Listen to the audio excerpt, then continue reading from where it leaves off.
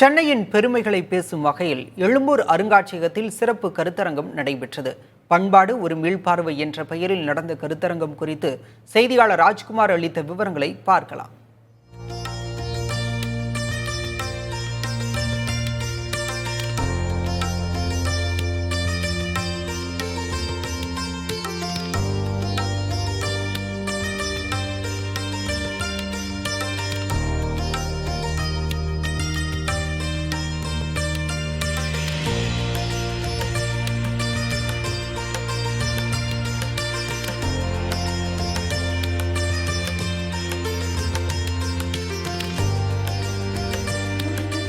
நம்ம சென்னைக்கு இது 385வது பிறந்த நாள். சென்னை நகரினுடைய பெருமைகளும் வரலாற்றையும் பேசக்கூடிய பல்வேறு நிகழ்வுகள் தொடர்ச்சியாக சென்னை நகரில் நடந்துட்டு வருது.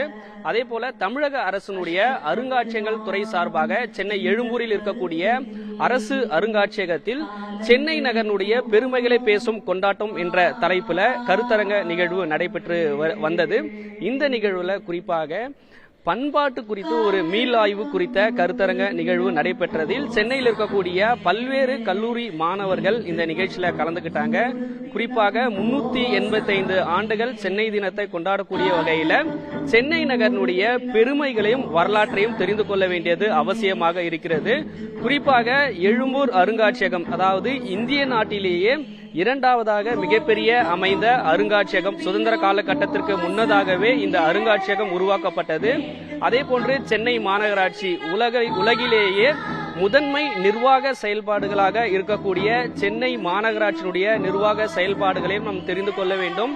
சென்னை நகரினுடைய வாழ்வியல், பண்பாடு உள்ளிட்ட பல அம்சங்கள் மிக முக்கியமாக இருக்கிறது. இது போன்ற விஷயங்களை தற்போது இருக்கக்கூடிய இளைஞர்களும் கல்லூரி மாணவர்களும் தெரிந்து கொள்ள வேண்டும் என்ற நோக்கத்தின் அடிப்படையில் இந்த நிகழ்வு ஒருங்கிணைக்கப்பட்டது. இதில் சென்னை நகரினுடைய பல்வேறு கல்லூரி மாணவர்களும் கலந்து கொண்டாங்க.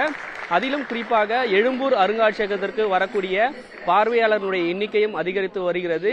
எனவே இந்த நேரத்தை நீட்டிப்பது, அதாவது காலை 10:30 மணி முதல் மாலை 6:30 மணி வரை எழும்பூர் அருங்காட்சியினுடைய நேரம் செயல்படும் என்றும் இதன் மூலமாக 15% பொதுமக்களுடைய பார்வையாளர் எண்ணிக்கை உயர்த்தப்படும் என்று இன்று தமிழ் வளர்ச்சித்துறை அமைச்சர் மு. சாமிநாதன் தெரிவித்தார். புதிய தலைமுறைக்காக ஒளிப்பதிவாளர் சதீஷ்குமாருடன் செய்தியாளர் ராஜ்குமார்.